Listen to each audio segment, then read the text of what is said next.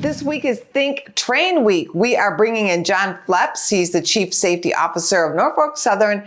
As someone in the industry, what can you tell us about rail safety that people might not know? Yeah, so Rail Safety Week is an opportunity for all the railroads to heighten awareness about safety at grade crossings.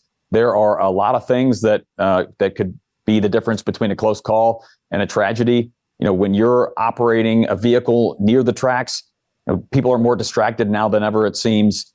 Having awareness and cognizance, when you see those gates, you see the crossbuck, that you're thinking about a train being there imminently. It's why we call this week See Tracks Think Train Week, that you have a heightened sense of awareness and respect for the dangers around rail grade crossings.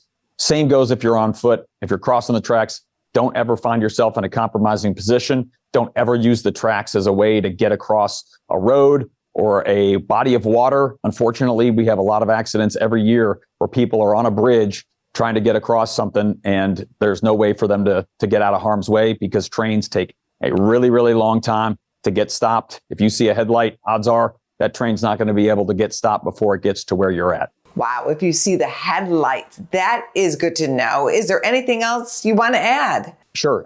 Railroad property is private property. So if you have a temptation to go use railroad tracks as a cool background for a graduation photo or wedding photos, know that not only are you doing something really dangerous, you're also trespassing on private property and you could be arrested. What is Norfolk Southern doing to help prevent rail incidents, and is technology helping? Yeah, it absolutely is. We use technology in a bunch of ways to help protect people and drivers at grade crossings. But one thing I really want to ensure that I get across this morning is what you can do if you see an emergency around the tracks. At every single crossing in America, there is a little blue sign. It's called the emergency notification sign. It has two important pieces of information. The first is a phone number that will pipe you straight to that railroad's dispatch center.